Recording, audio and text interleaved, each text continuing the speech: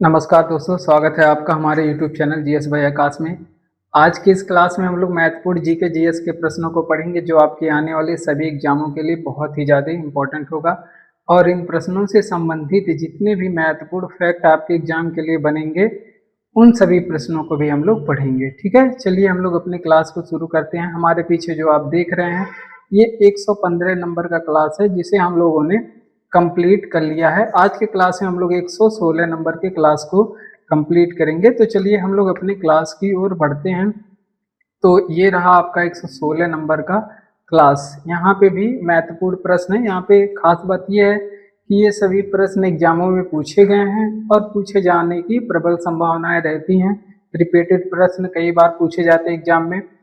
और ये सभी जो प्रश्न लिए गए हैं ये आपके साइंस के या फिर आपके जितने भी सब्जेक्ट होते हैं जीएस में सभी से संबंधित है। तो चलिए शुरू करते हैं अपना पहला क्वेश्चन।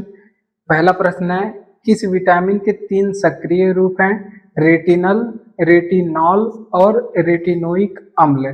तो देखिए इसके 3 सक्रिय रूप हैं किस विटामिन के, और ये प्रश्न एग्जाम में पूछा गया है। ये है विटामिन ए के किसके सक्रिय रूप हैं?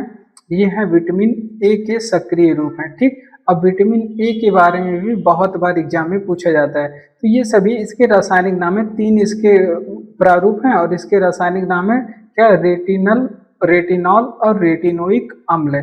ठीक है, विटामिन ए के ही तीनों नाम है।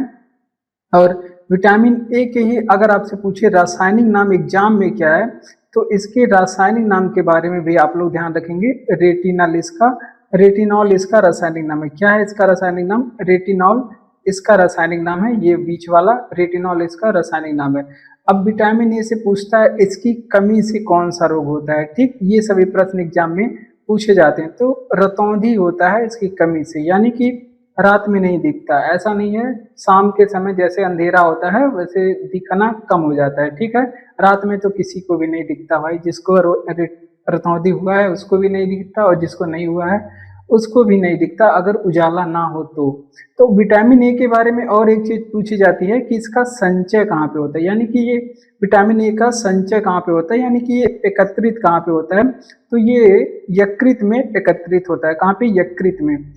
एग्जाम में ये प्रश्न पूछा जाता है कि विटामिन ए का संचय कहाँ पे होता है, तो यकृत में होता है। ये बातें आप लोग ध्यान रखेंगे। अगली बात इसके बारे में और आप लोग ध्यान रखेंगे, विटामिन ए के बारे में सर्वोत्तम स्रोत इसका क्या है? सर्वोत्तम स्रोत विटामिन ए के सर्वोत्तम स्रोत क्या होते हैं? तो इसके देखिए आप लोग गाजर को याद रखेंगे, क्योंकि ऑप्शन में ज्यादा गाजर, वैसे बहुत सारे स्रोत हैं विटामिन ए के, लेकिन गाजर आप लोग ध्यान रखेंगे। एक और प्रश्न पूछा जाता है, बस एक और प्रश्न यहाँ से याद रखेंगे। और ये गोल्डन राइस, गोल्डन राइस एक कृत्रिम तरह का बनाया गया चावल है और इसमें पूछा जाता है कि कौन सी विटामिन होती है, गोल्डन राइस में किस विटामिन की प्रचुरता होती है।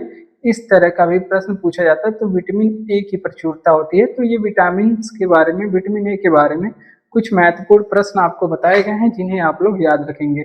चलिए इसका रिवीजन करते हैं। महत्वपूर्ण था, साइंस से प्रश्न था कि किस विटामिन के 3 सक्रिय रूप हैं? तो रेटिनल, रेटिनॉल और रेटिनोइक अम्ल। तो ये तीनों सक्रिय रूप किसके हैं? तो आप लोग याद रखेंगे विटामिन ए के। हमने बताया विटामिन ए का सर्वोत्तम स्रोत क्या है, आपने बताया कि गाजर है। अब इसका रासायनिक नाम क्या है? रेटिनॉल है। रासायनिक नाम। संचय कहाँ पे होता है? यकृत में विटामिन ए का संचय होता है। इसकी कमी से रतौंधी नामक रोग होता है। गोल्डन राइस की बात करें, इसमें विटामिन ए में पाया जाता है। गोल्डन राइस किसमें? विटामिन ए में। अगला प्रश्न है, संगीत, नृत्य और नाटक के लिए अकादमी कौन है? संगीत, नृत्य और नाटक के लिए को प्रमोट करने वाली जो अकादमी है उसको बोलते हैं संगीत नाटक अकादमी। और इसके बारे में कई बार एग्जाम में पूछा गया है। संगीत नाटक अकादमी के बारे में कई बार पूछा गया। इसमें क्या क्या इंपॉर्टेंट हो जाता है? सबसे पहले तो यही आप लोग ध्यान रखेंगे कि ये संगीत, नृत्य और नाटक को प्रमोट करता है। ठीक है, ये आप लोग एक चीज ध्यान रखेंगे। उसके बाद अगला चीज आपसे ये पूछेगा कि इसकी स्थापना कब हुई थी और इसका मुख्यालय कहाँ पे। बहुत बार ये सभी प्रश्न पूछे जाते हैं। स्थापना पूछेगा तो आप लोग 1953 बताएंगे, और इसका हेडक्वार्टर पूछेगा, संगीत नाटक अकादमी की मुख्यालय पूछेगा तो ये नई दिल्ली में है। कहाँ पे? नई दिल्ली में है, वहां पे आप लोग बताएंगे। इसी से मिलती जुलती एक और संगठन है जिसको बोलते हैं क्या? ललित कला अकादमी। क्या है? अगर आपसे पूछे कि ललित ललित कला अकादमी का मुख्यालय कहाँ पे है, या फिर इसकी स्थापना कब हुई थी। तो ललित कला अकादमी के बारे में भी आप लोग याद रखेंगे, ललित कला अकादमी के बारे में भी आप लोग ध्यान रखेंगे। इसकी स्थापना पूछेगा तो 1954 में इसकी स्थापना हुई थी। कब हुई थी, 1954 में इसकी स्थापना हुई थी। और इसका हेडक्वार्टर कहाँ पे है, तो इसका मुख्यालय जो है ये भी नई दिल्ली में है, दोनों नई दिल्ली में ही है। ठीक, ये बातें आप लोग ध्यान रखेंगे, कहाँ पे दोनों है, इसका मुख्यालय भी नई दिल्ली में है। और ये दोनों किस मंत्रालय के अंतर्गत आती हैं, इनका मंत्रालय कौन सा है ये भी आप लोग ध्यान रखेंगे। तो ये संस्कृति मंत्रालय के अंतर्गत आती हैं। कौन सी मंत्रालय के, संस्कृति संस्कृति मंत्रालय के अंतर्गत आते हैं। आप लोग बता सकते हैं कि संस्कृति मंत्रालय के मंत्री प्रेजेंट टाइम में कौन है। चलिए इसका रिवीजन करते हैं, इंपॉर्टेंट है कि संगीत नृत्य और नाटक के लिए अकादमी कौन सी है, तो संगीत नाटक अकादमी है। स्थापना हमने बताया 1953 में। हेडक्वार्टर कहाँ पे है, नई दिल्ली में है, याद रखेंगे। और एक होता है ललित कला अकादमी, इसमें बच्चे कंफ्यूज हो जाते हैं डेट को लेकर के भी। तो 1954 में इसकी स्थापना हुई थी, इसके जस्ट एक साल बाद। और उसके बाद इसका भी मुख्यालय कहाँ पे है, नई दिल्ली में है। मंत्रालय कौन सा है इसका, संस्कृति मंत्रालय, दोनों का मंत्रालय है। ये बातें आप लोग ध्यान रखेंगे। अगला प्रश्न देखिए फिर आ चुका है, कहाँ से, अगला प्रश्न आ चुका है आपका, ये इंडियन ज्योग्राफी में आप लोग को पढ़ाया जाएगा कि रेलवे बोर्ड के नए सीईओ कौन है। तो रेलवे बोर्ड के जो नए सीईओ हैं उनका नाम है सतीश कुमार। ठीक है, सतीश कुमार। अब रेलवे से क्या क्या चीजें हमारे एग्जाम के लिए महत्वपूर्ण हो सकती हैं, आइए चलिए देखते हैं। सबसे पहले कि आप लोग बताएंगे कि रेलवे बोर्ड की स्थापना कब हुई थी। सबसे पहले यही एक चीज इंपॉर्टेंट हो जाता है, रेलवे, यहीं पे लिख लेते हैं। अगर आपसे पूछे कि रेलवे बोर्ड के बारे में, तो आप लोग बताएंगे कि रेलवे बोर्ड की इसकी स्थापना कब हुई थी, क्योंकि ये इंपॉर्टेंट है। तो रेलवे बोर्ड की स्थापना 1905 में हुई थी, और ये कई बार पूछी गई है, रेलवे बोर्ड की स्थापना कब हुई है और किसके सिफारिश पे हुई है। ये भी बात एग्जाम में पूछा जाता है कि रेलवे बोर्ड की स्थापना किस समिति के सिफारिश पे हुई है।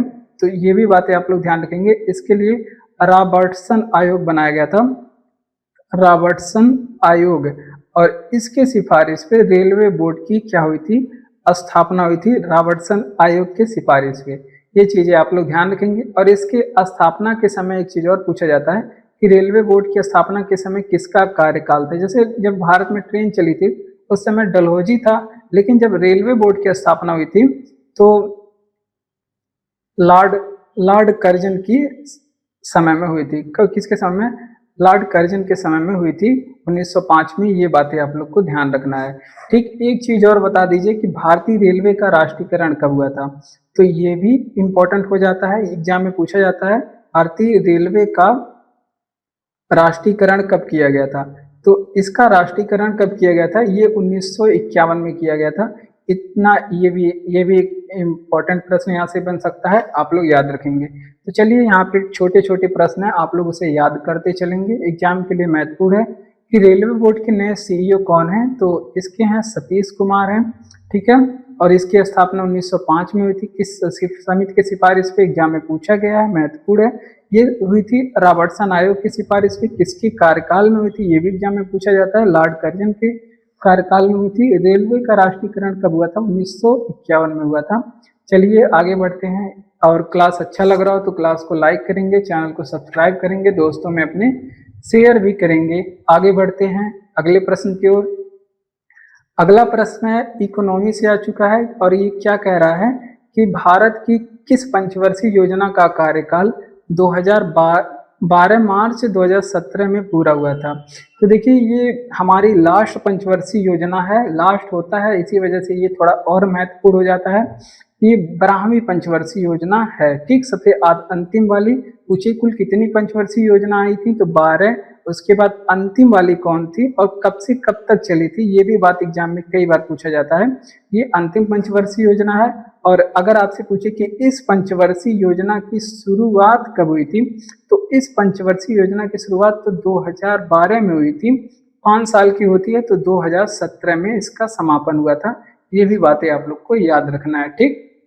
सबसे इम्पोर्टेंट यहाँ पे बड़े एग्जामों में इसका मॉडल पूछा जाता है, बड़े एग्जामों में कुछ इसका मॉडल पूछा जाता है, जैसे तीव्र, अधिक और सतत तीव्र, अधिक समावेशी और सतत विकास। तो इसका ये मॉडल था, तीव्र, अधिक समावेशी, अधिक समावेशी और सतत विकास, इसका क्या था, मॉडल था। तो ये भी बातें, तीव्र, अधिक समावेशी और सतत विकास क्या था, सतत विकास इसका मॉडल था। एग्जाम में इसका मॉडल भी पूछा गया है। और एक चीज और यहाँ पे मिला है, यहाँ पे 12वीं पंचवर्षीय योजना में, इसमें जीडीपी ग्रोथ रेट भी एग्जाम में पूछा जाता है कि जीडीपी विकास दर क्या थी इस समय। तो जीडीपी विकास दर भी आप लोग यहाँ पे याद रखेंगे, ये थी 8% की। कितनी परसेंट की, 8% की। तो इतनी चीजें यहाँ पे आप लोग याद रखेंगे इस 12वीं पंचवर्षीय योजना। और ये अंतिम पंचवर्षीय योजना थी, इसी वजह से थोड़ी सी ये महत्वपूर्ण हो जाती है, एग्जाम में ज्यादा देखने को ये प्रश्न यहाँ से मिलता है। चलिए आगे इसका रिवीजन करेंगे कि भारत की किस पंचवर्षीय योजना का कार्यकाल 12 मार्च 2017 में पूरा हुआ था। ये 12वीं पंचवर्षीय योजना है। यहाँ पे सबसे इंपॉर्टेंट चीज जो यहाँ पे पूछा जाता है वो है इसका डेट, कब से कब तक चला था। तो 2012 से 2017 तक। उससे कम इंपॉर्टेंट तीव्र, अधिक और समावेशी सतत विकास इसका जो है मॉडल था। और फिर तीसरा चीज यहाँ पे आप लोग ध्यान रखेंगे, यहाँ पे जीडीपी ग्रोथ रेट क्या था, 8% का था। ये भी बातें आप लोग ध्यान रखेंगे। अगला प्रश्न है कि गांधी जी ने करो या मरो का नारा कब दिया था। तो भारत में चल रहा था भारत छोड़ो आंदोलन चल रहा था। अब भारत कौन छोड़ेगा, अंग्रेज लोग छोड़ेंगे। तो ये गांधी जी ने चलाया था भारत छोड़ो आंदोलन। अब इस आंदोलन की सबसे पहले तो यही बात इंपॉर्टेंट है कि इसकी शुरुआत कब हुई थी। तो ये 8 अगस्त 1942 को ये शुरुआत हुआ था। 8 अगस्त 1942 को ये योजना शुरू हुई थी, भारत छोड़ो आंदोलन। ये आंदोलन शुरू हुआ था। एग्जाम में पूछा जाता है कि भारत छोड़ो आंदोलन का नेतृत्व करने वाले कौन थे। तो ये थे आपके महात्मा गांधी जी ने, महात्मा गांधी जी ने भारत छोड़ो आंदोलन का नेतृत्व किया था। ये भी बातें आप लोग ध्यान रखेंगे। अब इसमें इंपॉर्टेंट चीज आप लोग को ये याद रखना है कि 9 अगस्त 1942 को भारत में चलाया गया ऑपरेशन 9 अगस्त 1942 को अंग्रेजों द्वारा भारत में चलाया गया ऑपरेशन जीरो हावर। अब आप लोग पूछेंगे कि ऑपरेशन जीरो हावर क्या था। तो इसके तहत क्या हुआ, ऑपरेशन जीरो हावर को के तहत अर्धरात्रि को, ऑपरेशन जीरो हावर के तहत जो कांग्रेस के बड़े बड़े लीडर थे जो आज़ादी की लड़ाई में या फिर भारत छोड़ो आंदोलन से संबंधित थे, उनको गिरफ्तार किया गया। अब हमारे एग्जाम के लिए महत्वपूर्ण बस इतना है कि कौन से लोग को, कौन से नेता को कहाँ पे गिरफ्तार करके रखा गया था।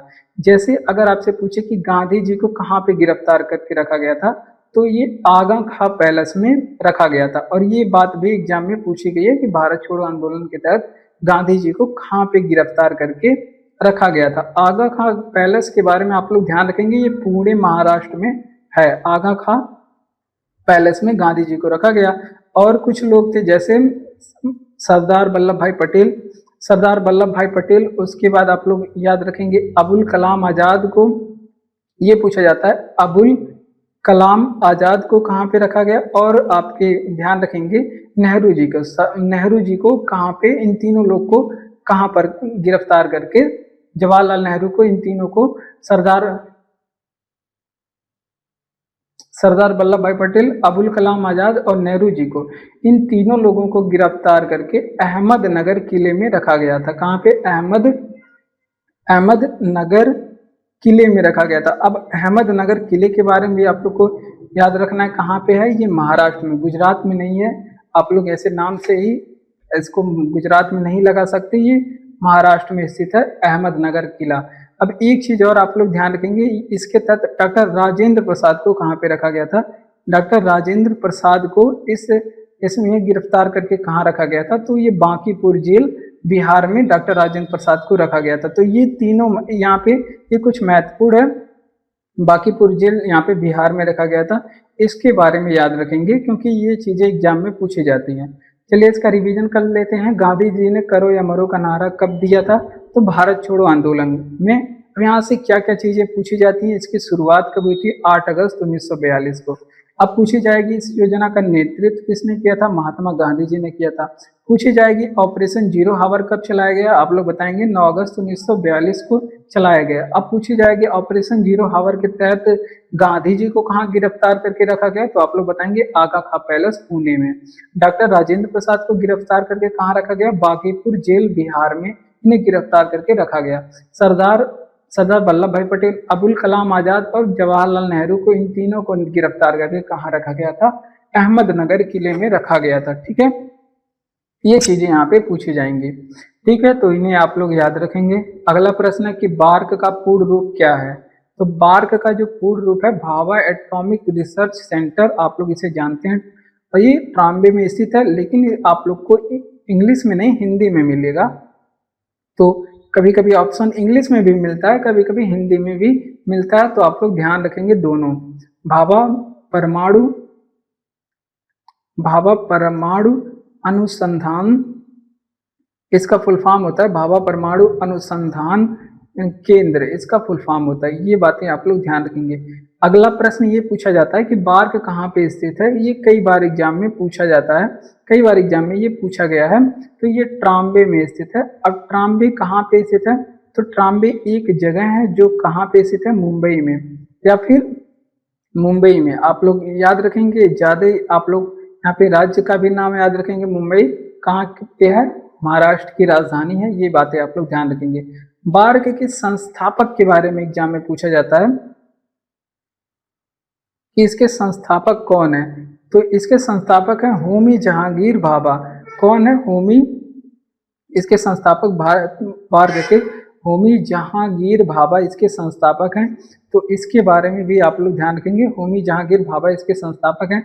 अगली बात आप लोग को याद रखना है कि इन्हें भारतीय परमाणु कार्यक्रम के जनक भी कहा जाता है। एग्जाम में पूछे कि भारतीय परमाणु कार्यक्रम के जनक कौन है, तो ये आप लोग बताएंगे होमी जहांगीर भाभा हैं। और इसका जो बार्क आप लोग पढ़ रहे हैं ना, इसके बारे में एक चीज और पूछा जाता है कि इसका पुराना नाम क्या है। जी हाँ, इसका पुराना नाम भी है। तो पुराना नाम क्या है इसका, AEET, आप लोग याद रखेंगे, ये इसका पुराना नाम है। एग्जाम में ये भी पूछा गया है। और AET का मतलब क्या होता है, एटॉमिक एनर्जी एस्टेब्लिशमेंट ट्रॉम्बे, इसका फुल फॉर्म होता है। और इसका नाम परिवर्तन, नया नाम इसको बार्क कब किया गया, 1966 में इसका बार्क नाम किया गया। क्यों किया गया, क्योंकि आप लोग सभी जानते हैं कि होमी जहांगीर भाभा भारतीय परमाणु कार्यक्रम के जनक हैं और इनका दुखद निधन हो जाता है 1966 में। तो इन्हीं के सम्मान में इसका नाम रख दिया गया भाभा परमाणु अनुसंधान केंद्र। ठीक, तो ये बातें आप लोग ध्यान रखेंगे। पूरी बातें यहाँ पे पढ़ते हुए चलेंगे, तब जा करके जीएस पढ़ने में मजा आएगा। तो बार्क का पूर्ण रूप क्या है, तो भाभा परमाणु अनुसंधान केंद्र है। स्थित कहाँ पे है, हमने बताया ट्राम्बे, मुंबई, महाराष्ट्र में ये स्थित है। संस्थापक होमी जहांगीर भाभा हैं। इन्हें भारतीय परमाणु कार्यक्रम का जनक भी कहा जाता है। इसका पुराना नाम बार्क का क्या है, atomic energy establishment of Trombay इसका पुराना नाम है। ये बातें आप लोग ध्यान रखेंगे। राज्य के मंत्रिमंडल सामूहिक रूप से किसके प्रति जिम्मेदार होते हैं, पॉलिटी का महत्वपूर्ण प्रश्न है। और भी राज्य से, देखिए केंद्र का मंत्रिमंडल रहे तो वो आपके जिम्मेदार होता है लोकसभा के प्रति, और राज्य का मंत्रिमंडल है तो ये विधानसभा के प्रति जिम्मेदार होता है। किसके प्रति, विधानसभा के प्रति ये जिम्मेदार होता है। ये बातें आप लोग को याद रखना है। अब इसके अनुच्छेद के बारे में पूछे तो आप लोग से, या फिर पूछे मुख्यमंत्रियों की नियुक्ति किस अनुच्छेद में है,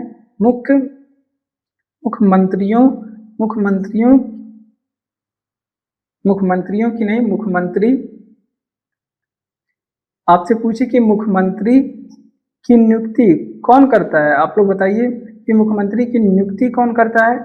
और मुख्यमंत्री की नियुक्ति और जो राज्य का जो मंत्रिमंडल है इसका उत्तरदायित्व जो है, मुख्यमंत्री की नियुक्ति और मंत्रियों का, मंत्रिमंडल के सदस्यों को मंत्री कहा जाता है। ठीक, ये बातें आप लोग ध्यान रखेंगे। तो मंत्रियों के उत्तरदायित्व के बारे में बात करें तो ये किस अनुच्छेद में है, तो ये आप लोग बताएंगे अनुच्छेद 164 में। किस अनुच्छेद में है, अनुच्छेद 164 में ये बातें लिखी गई हैं। मुख्यमंत्री की नियुक्ति आपसे पूछे किस अनुच्छेद में, आप लोग बताएंगे अनुच्छेद 164 में, या फिर पूछेगा कि राज्य के मंत्रिमंडल सामूहिक रूप से जिम्मेदार होते हैं विधानसभा के प्रति, और ये किस अनुच्छेद में है, आप लोग बताएंगे अनुच्छेद नंबर 164 में है। लेकिन अगर आपसे पूछे कि मंत्री परिषद का प्रावधान किस अनुच्छेद में है, मंत्री परिषद, भारतीय संविधान में मंत्री परिषद का प्रावधान किस अनुच्छेद में है, तो ये है आपके अनुच्छेद नंबर 163 में है। ठीक है, ये भी बातें आप लोग को याद रखना चाहिए क्योंकि ये सभी चीजें एग्जाम में पूछी जाती हैं। तो हमने बताया कि राज्य के मंत्रिमंडल सामूहिक रूप से किसके प्रति उत्तरदायित्व होते हैं, तो होते हैं विधानसभा के प्रति।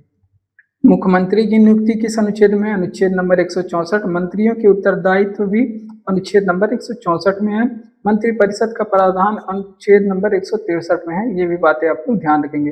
अगला प्रश्न है, विश्व व्यापार संगठन में कितने सदस्य हैं, तो देखिए यहाँ पे डाटा चेंज हुआ है। अब ये न्यू प्रश्न है कि विश्व व्यापार संगठन में कुल सदस्यों की संख्या जो है वो 166 हो गई है। कितनी हो गई है, 166 हो गई है।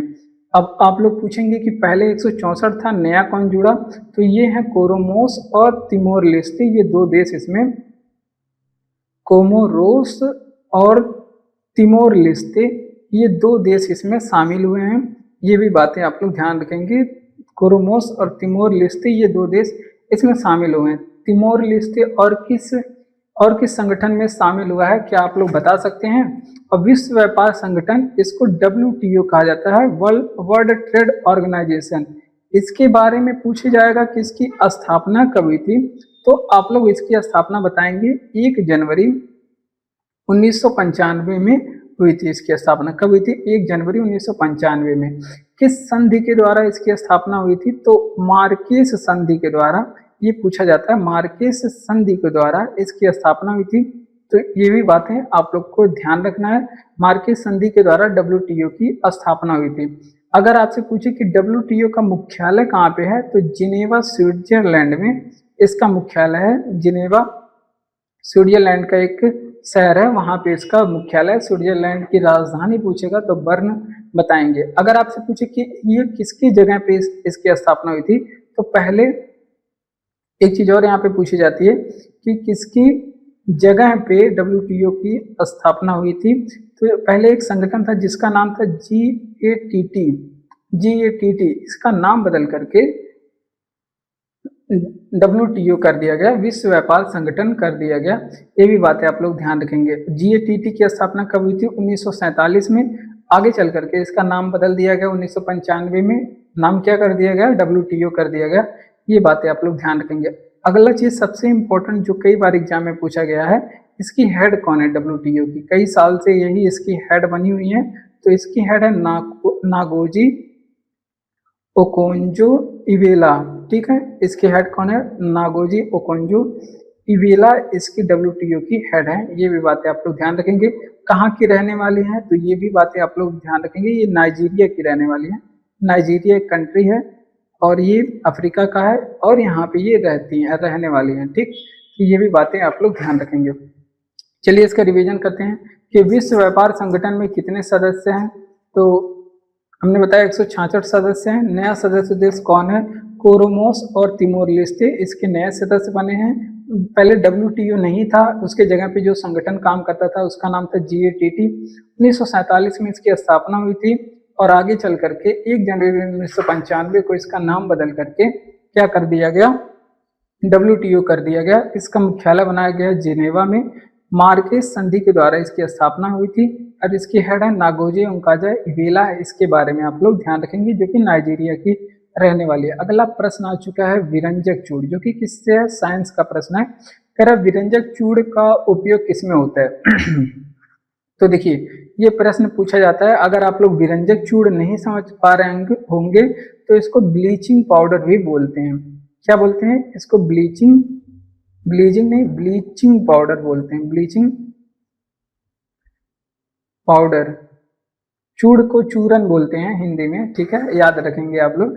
तो ब्लीचिंग पाउडर के बारे में अब हम लोग पढ़ने वाले हैं। क्या क्या चीज़ें यहाँ से पूछी जाती हैं? हाँ, सबसे पहले यही चीज़ पूछा जाता है कि इसका उपयोग किस चीज़ में होता है। ये एक प्रकार का रसायन है। तो सबसे पहले इसका उपयोग जल को शुद्ध करने के लिए किया जाता है। जल को शुद्ध कैसे करता है ये? क्योंकि इसमें क्लोरीन पाया जाता है। आप लोग जानते होंगे कि क्लोरीन से ही जल को शुद्ध किया जाता है, तो इसमें ये जल को शुद्ध कर देता है।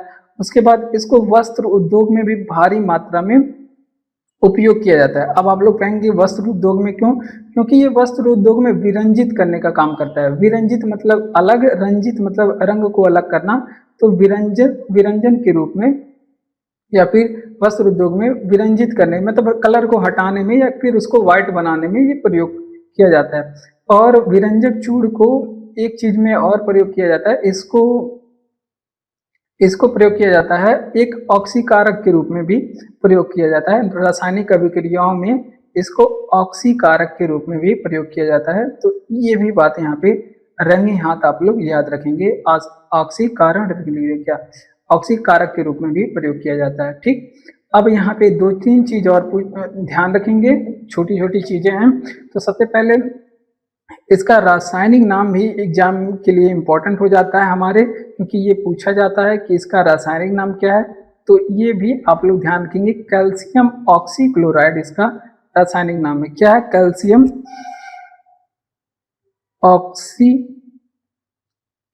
ऑक्सीक्लोराइड इसका क्या है? रासायनिक नाम है। ये बातें आप लोग ध्यान रखेंगे।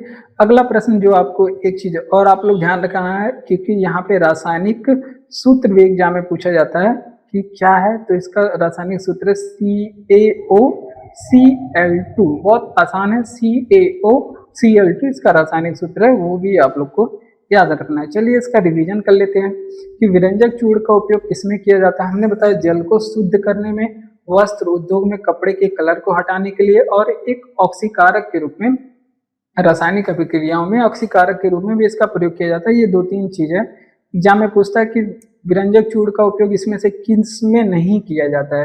तो उस तरह का जब प्रश्न पूछेगा तो आपके लिए मुश्किल हो जाएगा। अगर आप लोग जानेंगे कि इन चीजों में विरंजक चूड़ यानी कि ब्लीचिंग पाउडर का प्रयोग किया जाता है, तो आप लोग इस प्रश्न को कर पाएंगे। ये ब्लीचिंग पाउडर इसका दूसरा नाम है और रासायनिक नाम इसका कैल्शियम ऑक्सीक्लोराइड बोलते हैं, और सूत्र क्या होता है? CaOCl2। आगे बढ़ते हैं कि आईसीसी क्रिकेट विश्व कप 2023 में फाइनल में प्लेयर ऑफ द मैच का पुरस्कार किसने जीता? तो देखिए, ये जो आईसीसी क्रिकेट विश्व कप है ये 4 साल में एक बार होता है, और एक बार हो गया तो 4 साल तक इसका जो प्रश्न है वो एग्जाम में पूछा जाएगा। तो इसको जीते थे ट्रेविस हेड नामक क्रिकेटर ने। ये ऑस्ट्रेलिया के एक क्रिकेटर थे, इन्होंने इस खिताब को जीता था। और भी कुछ खिताब दिए गए थे, जैसे प्लेयर ऑफ द टूर्नामेंट, ये किसने जीता था आईसीसी में 2023 वाले में? तो विश्व कप 2023 वाले में प्लेयर ऑफ द टूर्नामेंट पूछे कि ये किसने जीता था, तो आप लोग जानते होंगे ये किसने जीता था। तो ये विराट कोहली ने जीता था। किसने? विराट कोहली ने। ये सभी प्रश्न एग्जाम जो ये मैच से संबंधित प्रश्न है ये आप लोग को वैसे ही आता है, मुझे बेकार में पढ़ाना पड़ रहा है। अगला प्रश्न है कि गोल्डन बॉल पुरस्कार किसने जीता था? गोल्डन बॉल पुरस्कार किसने जीता था? इसको जीता था मोहम्मद शमी ने। किसने? मोहम्मद शमी ने जीता था। आप सभी जानते होंगे कि ये पुरस्कार जो है ये वो क्या बोलते हैं, सर्वाधिक विकेट लेने के लिए दिया जाता है। किसके लिए? सर्वाधिक विकेट लेने के लिए ये पुरस्कार दिया जाता है। तो ये मोहम्मद शमी को दिया गया था। और ये दो पुरस्कार के बारे में और आप लोग याद रखेंगे, हो सकता पूछा जाए। और आईसीसी विश्व कप के बारे में याद रखेंगे। सबसे पहले इंपॉर्टेंट है इसका संस्करण क्या है, तो 13वां संस्करण था। उसके बाद ये पूछेगा कि इसका आयोजन कहाँ पे हुआ था। तो आप सभी जानते हैं नरेंद्र मोदी स्टेडियम, मोटेरा स्टेडियम का नया नाम है। तो ये कहाँ पे हुआ था? नरेंद्र मोदी स्टेडियम, इसका नाम बदल करके कर दिया गया है। ये गुजरात में स्थित है। गुजरात कहाँ पे है? भारत में। यहाँ पे ये स्टेडियम स्थित है। ये बातें आप लोग ध्यान रखेंगे। और इसका फाइनल किसके बीच में हुआ था? एक चीज और यहाँ पे इंपॉर्टेंट हो जाता है, तो ये इंडिया और ऑस्ट्रेलिया के बीच में खेला गया था। इंडिया और ऑस्ट्रेलिया के बीच में खेला गया था। ये भी बातें आप लोग याद रखेंगे। चलिए इसका रिवीजन करेंगे कि आईसीसी क्रिकेट विश्व कप 2023 के फाइनल में प्लेयर ऑफ द मैच पुरस्कार किसे मिला था। ये ट्रेविस हेड ऑस्ट्रेलिया के हैं, इन्हें मिला था। Player of the tournament Virat Kohli को मिला था। गोल्डन बॉल पुरस्कार मोहम्मद शमी को सर्वाधिक विकेट लेने के लिए। संस्करण इसका था 13वां। आयोजन नरेंद्र मोदी स्टेडियम में हुआ था। फाइनल इंडिया और ऑस्ट्रेलिया के बीच में खेला गया था। ये बातें आप लोग को याद रखना है। चलिए आगे बढ़ते हैं। अगला प्रश्न है कि संयुक्त राष्ट्र की स्थापना कब हुई थी। तो संयुक्त राष्ट्र की स्थापना कई बार एग्जाम में पूछा जाता है और संयुक्त राष्ट्र से भी बहुत सारी चीजें पूछी जाती हैं। जैसे इसकी स्थापना 24 अक्टूबर 1945 को हुई थी और ये आए दिन एग्जाम में पूछा जाता है। हेडक्वार्टर पूछ ले संयुक्त राष्ट्र का तो आप लोग को रट्टा याद रखना है, न्यूयॉर्क में है। और एक द्वीप है जिसे मैनहट्टन द्वीप पूछते हैं, कहा जाता है। ये एग्जाम में पूछा जाता है कि इसका मुख्यालय किस द्वीप पर स्थित है, तो मैनहट्टन द्वीप पे स्थित है। तो इसमें सदस्य के बारे में भी एग्जाम में पूछा जाता है। यूएनओ में कितने सदस्य देश हैं, 193 नंबर का 193 इसमें सदस्य हैं। और नया नंबर जो नया सदस्य है डब्ल्यूटीओ का जो नया सदस्य है उसका नाम है दक्षिणी सूडान। क्या है, दक्षिणी सूडान। दक्षिणी सूडान के बारे में अब यहाँ से दो चीजें पूछी जाती है कि ये कब जुड़ा था, तो आप लोग बताएंगे 2011 में ये यूएनओ का सदस्य बना। दक्षिणी सूडान की राजधानी पूछी जाती है एग्जामों में, तो यहाँ पे जुबा इसकी क्या है, राजधानी है। ये भी बातें आप लोग ध्यान रखेंगे। 2011 में जुड़ा और जुबा इसकी राजधानी है, ये बातें आप लोग ध्यान रखेंगे। संयुक्त राष्ट्र से अगला प्रश्न पूछा जाता है कि इसके वर्तमान समय में हेड कौन है। वर्तमान हेड कौन है, तो एंटोनी गुटारेस जिनका नाम है, ये यहाँ पे एंटोनी गुटारेस इसके क्या है, हेड हैं। और ये पुर्तगाल के रहने वाले हैं। इनके हेड के बारे में जब भी आप इस संयुक्त राष्ट्र के हेड के बारे में पढ़ें तो इनका जो निवास स्थान कहाँ पे है उसके बारे में भी आप लोग याद रखें, क्योंकि वो भी एग्जाम में पूछा जाता है। इसके पहले हेड के बारे में भी एग्जाम में बहुत पूछा जाता है, तो उनका नाम था ट्रिगवेली। क्या नाम था, ट्रिगवेली इसके पहले हेड थे। और ये कहाँ के रहने वाले थे, नॉर्वे के रहने वाले थे। ये भी बातें आप लोग याद रखेंगे। चलिए इसका रिवीजन कर लेते हैं। महत्वपूर्ण प्रश्न है, यहाँ से कई बार एग्जाम में प्रश्न पूछा गया है कि संयुक्त राष्ट्र की स्थापना कब हुई थी, 24 अक्टूबर 1945 को। हेडक्वार्टर न्यूयॉर्क के मैनहट्टन द्वीप पे है। सदस्य देश इसमें 193 है। नया सदस्य देश दक्षिणी सूडान है, 2011 में जुड़ा था। राजधानी इसकी जुबा है। वर्तमान हेड है कौन, एंटोनी गुटारेस। और पहले हेड हैं इसके ट्रिगवेली, नॉर्वे के रहने वाले हैं। ये आप लोग ध्यान रखेंगे, ठीक। और हमारा अगला प्रश्न क्या कह रहा है, आइए चलिए इसे देखते हैं। हमारा अगला प्रश्न है कि भारत में विश्व धरोहर सूची में शामिल नहीं है, तो विश्व धरोहर सूची में कौन शामिल नहीं है, तो इस तरह के भी एग्जाम में प्रश्न पूछे जाते हैं। तो देखिए विश्व धरोहर सूची में सबसे पहले तो आप लोग को ये याद रखना है कि कौन शामिल है। तो देखिए अजंता की गुफा, और इसका डेट भी आप लोग याद रखेंगे कि ये कब शामिल हुआ था। अजंता एलोरा की गुफा ये कब शामिल हुआ था। और आगरा का किला भी पूछे कब शामिल हुआ था। आगरा का किला कब शामिल हुआ था इसमें। तो और एक चीज और आप लोग ध्यान रखेंगे, एक ताजमहल पूछा जाता है। ये ताजमहल, ये तीनों चारों चीजें जो है, महल कौन बनवाया था, कई बार ये भी पूछा जाता है। ये 1983 में यूनेस्को में शामिल हुए, तो इसका डेट आप लोग ध्यान रखेंगे। पूछे अजंता कब शामिल हुआ, 1983 में। एलोरा कब शामिल हुआ, 1983 में। आगरा का किला कब शामिल हुआ यूनेस्को में, 1983 में। ताजमहल कब शामिल हुआ, 1983 में। और कोणार्क सूर्य मंदिर के बारे में भी एग्जाम में पूछा जाता है। कोणार्क सूर्य मंदिर ये कब शामिल हुआ था। और महाबलीपुरम के स्मारक, क्योंकि ये इस वजह से आप लोग याद रखेंगे कि कभी कभी डेट पूछा जाता है, वैसे वो हैं तो बहुत सारे, तो ज्यादा इंपॉर्टेंट जो है वो ज्यादा पूछे जाते हैं। तो इसके बारे में आप लोग को लगातार पढ़ाया जाएगा, इससे आप लोग को याद हो जाएगा कि कौन सी चीजें कब यूनेस्को में शामिल किया गया। तो ये 1984 में शामिल किया गया था। जी आप लोग याद रखेंगे, कोणार्क सूर्य मंदिर और महाबली स्मारक ये 1984 में शामिल किया गया था। और हम्पी और खजुराहो के बारे में बात याद रखेंगे। हम्पी और खजुराहो ये पूछेगा। खजुराहो के स्मारक में कई सारे स्मारक हैं, ये एक ग्रुप होता है मंदिरों का, कई सारे। तो खजुराहो स्मारक के बारे में पूछ ले, हम्पी पूछ ले। आप लोग बताएंगे कि हम्पी कितने रुपए के नोट पे बना है। और एक चीज और, फतेहपुर सीकरी, फतेहपुर सीकरी, फतेहपुर सीकरी, ये पूछ ले कि ये कहाँ पे, कब इसको शामिल किया गया था। तो ये 1986 में। तो इतनी चीजें यहाँ पे कम से कम याद रखेंगे, दो चार चीजें तो हम लोग अक्सर पढ़ते हैं प्रश्नों के साथ में। तो ये महत्वपूर्ण प्रश्न था, इस तरह के प्रश्न पूछे जाते हैं, कभी कभी मिलान करने के लिए भी देता है। ठीक है, तो देखिए अजंता, एलोरा, आगरा का किला और ताजमहल, ये तीनों 1983 में यहाँ पे यूनेस्को में शामिल हुआ। कोणार्क सूर्य मंदिर, महाबलीपुरम स्मारक 1984 में शामिल हुआ। और हम्पी खजुराहो स्मारक, फतेहपुर सीकरी 1986 में शामिल हुआ। ठीक है, ये आप लोग ध्यान रखेंगे। अगला प्रश्न है कि सेंसेक्स, बॉम्बे स्टॉक एक्सचेंज की शीर्ष कितनी कंपनियों का सूचकांक है। तो ये प्रश्न एग्जाम में पूछा गया। सेंसेक्स जो है वो बॉम्बे स्टॉक एक्सचेंज की शीर्ष 30 कंपनियों का ये सूचकांक है, ये बारे में आप लोग ध्यान रखेंगे। अब यहाँ पे एक टर्म आया है बॉम्बे स्टॉक एक्सचेंज, ये एशिया, जिसे बीएससी बोलते हैं, बीएससी, इसकी स्थापना हुई थी 1875 को इसकी स्थापना हुई थी। कब हुई थी इसकी स्थापना? 1875 को।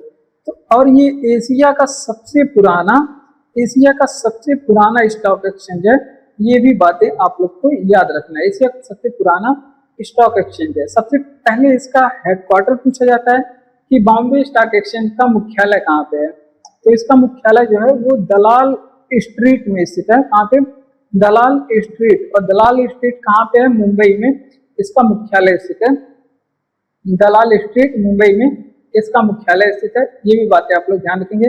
और बीएससी का सूचकांक के बारे में भी एग्जाम में पूछा जाता है कि बीएससी का सूचकांक क्या है। तो बीएससी का सूचकांक जो है उसको कहते हैं, यहाँ पे क्या लिखा है? सेंसेक्स। उसके सूचकांक को क्या कहते हैं? सेंसेक्स कहते हैं। तो ये भी बातें एग्जाम में पूछी जाती है। इसी तरह से एक और स्टॉक एक्सचेंज है भारत में जिसे बोलते हैं एनएसई। तो एनएसई किसे बोलते हैं? तो इसका फुल फॉर्म क्या है, एग्जाम में पूछा भी जाता है। तो इसे बोलते हैं नेशनल स्टॉक एक्सचेंज, एनएसई, जिसे नेशनल स्टॉक एक्सचेंज कहते हैं। इसकी स्थापना 1992 में हुई थी। और इसका मुख्यालय कहाँ पे है? ये भी, इसका भी मुख्यालय मुंबई में है। मुंबई में इसका भी मुख्यालय है। अगली बात आप लोग को ये याद रखना है कि इसके सूचकांक वो क्या कहते हैं, क्योंकि सूचकांक एग्जाम में पूछा जाता है कि सेंसेक्स किसका सूचकांक है। तो आप लोग बताएंगे बीएससी का, यानी कि बॉम्बे स्टॉक एक्सचेंज का। और एनएससी का सूचकांक क्या है? तो निफ्टी है एनएससी का सूचकांक। ठीक, तो ये भी बातें आप लोग को ध्यान रखना है। चलिए इसका रिवीजन करते हैं कि सेंसेक्स बॉम्बे स्टॉक एक्सचेंज की शीर्ष कितनी कंपनियों का सूचकांक है। ये इसमें शीर्ष 30 कंपनियां शामिल हैं, ये बातें आप लोग ध्यान रखेंगे। बॉम्बे स्टॉक एक्सचेंज के बारे में हमने पढ़ा कि इसकी स्थापना 1875 में, एशिया का सबसे पुराने स्टॉक एक्सचेंज है। और हेडक्वार्टर इसका दलाल स्ट्रीट मुंबई में स्थित है। सूचकांक इसको क्या कहते हैं? सेंसेक्स कहते हैं इसके सूचकांक को। उसके बाद नेशनल स्टॉक एक्सचेंज के बारे में बात करें 1992 में, हेडक्वार्टर कहाँ पे? मुंबई में। सूचकांक इसकी क्या है? निफ्टी है इसका सूचकांक है। ये बातें आप लोग ध्यान रखेंगे। अगला प्रश्न भी महत्वपूर्ण है। क्या कह रहा है कि भारत का पहला स्वतंत्रता संग्राम कहाँ हुआ था। तो भारत का जो पहला स्वतंत्रता संग्राम हुआ था ये मेरठ में हुआ था। कहाँ पे हुआ था? मेरठ में। तो देखिए बात क्या थी, भारत में अंग्रेजों का शासन था, ब्रिटिश शासन था। और इन्होंने क्या कर दिया था, ब्रिटिश लोगों ने क्या कर दिया था, गाय और सुअर की चर्बी वाला कारतूस का उपयोग करना लागू कर दिया। तो उसके बाद क्या हुआ, मंगल पांडे मतलब कुछ लोगों ने इसका विरोध भी किया कि नहीं ऐसा तो नहीं होना चाहिए, क्योंकि उसको दांत से हटा करके उसको यूज करना पड़ता था। ये लोग मान नहीं रहे थे। उसके बाद क्या हुआ, अब दो लोग थे जिनका नाम था लेफ्टिनेंट, आप लोग ध्यान रखेंगे, दो लोग जिनका नाम था लेफ्टिनेंट बाग और जनरल आपके ह्यूसन। इन दोनों लोग का ह्यूसन, इन दोनों लोग का गोली मारकर खोपड़ी कौन तोड़ दिया? इन दोनों की हत्या आपके कौन कर दिए? मंगल पांडे जी ने कर दिया। मंगल पांडे जी ने कर दिया, ठीक। तब जा करके मंगल पांडे जी ने इनकी हत्या कर दिया। अब मंगल पांडे जी के बारे में पूछा जाता है कि ये किस रेजिमेंट के सिपाही थे, तो ये भी बातें आप लोग ध्यान रखेंगे। ये किस रेजिमेंट के सिपाही थे, तो आप लोग ध्यान रखेंगे 34वीं बंगाल नेटिव इन्फेंट्री के ये सिपाही थे। ये भी बातें आप लोग ध्यान रखेंगे। और इसके वजह से इनको फांसी कब दिया गया था? एग्जाम में डेट पूछी जाती है। फांसी कब दिया गया था? इसकी वजह से इनको 8 अप्रैल 1857 को इनको क्या हुआ? फांसी दे दिया गया। और इसी की वजह से, इसी कारण की वजह से, और भी कुछ स्थानीय कारण थे यहाँ पे, इस क्रांति की शुरुआत हुई 1857 की जो क्रांति थी, इसकी शुरुआत हुई, क्रांति की शुरुआत कब हुई? इसी की वजह से ये हुआ 10 मई 1857 को इस क्रांति की शुरुआत हुई, जिसे 1857 की क्रांति कहा जाता है। इस समय भारत में गवर्नर जनरल कौन थे? तो इस समय भारत में गवर्नर जनरल कैनिंग थे। ये भी बातें आप लोग को याद रखना है, ठीक। तो इतनी चीजें यहाँ पे आप लोग ध्यान रखेंगे। चलिए रिवीजन करते हैं कि भारत का पहला स्वतंत्रता संग्राम कहाँ पे हुआ था? मेरठ में हुआ था। क्या बात था? क्योंकि गाय और सुअर की चर्बी वाले कारतूस के विरोध में जनरल मंगल पांडे ने 2 अंग्रेज अधिकारी, जिनका नाम था लेफ्टिनेंट बाग और जनरल ह्यूसन, इनका नाम भी पूछा जाता है, उनकी खोपड़ी गोली मार करके उड़ा दिए, ठीक। इसके वजह से इनको फांसी दी गई 8 अप्रैल 1857 को। 34वीं बंगाल नेटिव इन्फेंट्री के ये सिपाही होते हैं मंगल पांडे, और इसकी इन्हीं सब घटनाओं की वजह से क्रांति की जो शुरुआत हुई 10 मई 1857 को। ये डेट भी पूछी जाती है कि 1857 की क्रांति की शुरुआत कब हुई थी। ये भी बातें आप लोग ध्यान रखेंगे। अगला प्रश्न आ चुका है साइंस से। कह रहा है कि एड्स का पूर्ण रूप क्या है? तो एक्वायर्ड अमीनो डिफिशियंसी सिंड्रोम इसका पूर्ण रूप होता है। आइए चलिए इसका पूर्ण रूप देख लेते हैं। एक्वायर्ड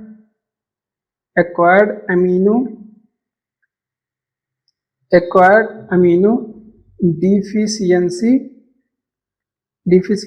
सिंड्रोम इसका क्या होता है? एक्वायर्ड अमीनो डिफिशियंसी सिंड्रोम इसका फुल फॉर्म होता है। ये बातें आप लोग ध्यान रखेंगे। अब एड्स के बारे में आइए चलिए एग्जाम में देखते हैं क्या क्या चीजें पूछी जाती है। एड्स बहुत इंपॉर्टेंट है एग्जाम की दृष्टि से। तो सबसे पहले तो यहाँ पे ये चीज पूछा जाता है, एड्स में वायरस कौन सा है? एड्स किस वायरस की वजह से होता है? तो ये HIV वायरस की वजह से, एड्स HIV वायरस की वजह से होता है। अगर आपसे पूछे कि इसमें कौन सा अंग प्रभावित होता है, कौन सा अंग, एड्स में कौन सा अंग प्रभावित होता है? तो इसमें जो है ये आपके जो है WBC प्रभावित होता है। एड्स में WBC यहाँ पे प्रभावित हो जाता है, क्योंकि WBC में रोगों से लड़ने की क्षमता होती है और ये अपना क्षमता खो देता है।